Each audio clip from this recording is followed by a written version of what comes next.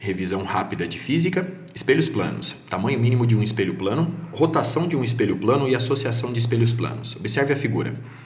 Aqui nós temos um objeto O, cabeça, olho e pé, a uma distância Dzinho da linha vertical de um espelho plano E. E aqui nós temos a sua imagem correspondente obtida por simetria. Lembre-se que ela é uma imagem virtual, direita e do mesmo tamanho do objeto. Aqui nós temos a imagem da cabeça, dos olhos e dos pés. E nós vamos assumir que a distância dos pés à cabeça vale Hzão e dos pés aos olhos, Hzinho. Para determinar o tamanho mínimo do espelho, que eu chamei de Tzinho, basta, a partir dos olhos do objeto O, traçar dois segmentos de reta que compreendem toda a extensão da imagem. E com isso surge naturalmente Tzinho, o tamanho mínimo do espelho. Agora, para relacionar essas medidas, vamos fazer semelhança de triângulos. Mas antes, observe que a altura da extremidade inferior do espelho em relação ao solo vale y. Vamos determiná-la também. Observando o triângulo maior, note-o aqui, e o triângulo menor, podemos fazer semelhança entre eles. A base aqui vale Hzão, observe.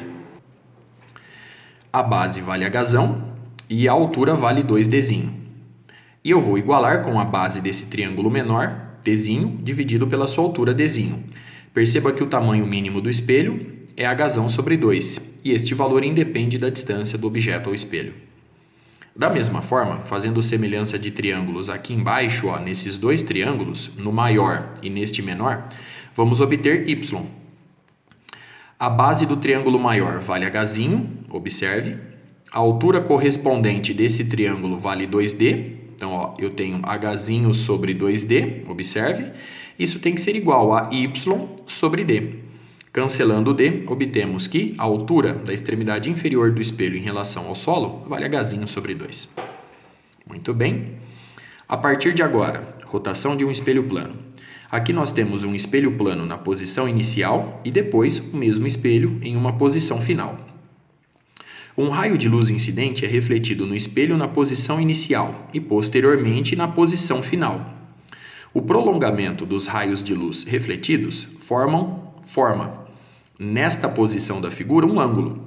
Se o espelho sofre uma rotação de alfa, o ângulo formado entre os raios refletidos vale 2α. Esse é um resultado geral. Portanto, se o espelho gira 10 graus, o raio refletido gira 20 graus, sempre o dobro.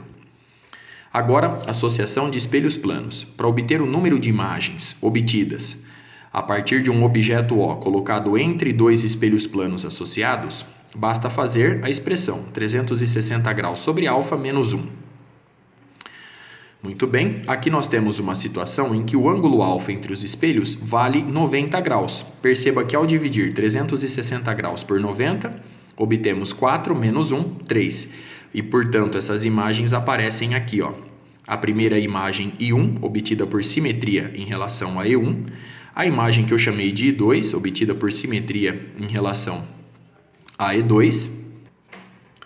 E a terceira imagem nesta posição. Perceba que a distância da imagem I1 ao prolongamento de E2 é igual à distância de I3 ao prolongamento de E2. Da mesma forma que a distância de I2 ao prolongamento de E1 é igual à distância de I3 ao prolongamento de E1.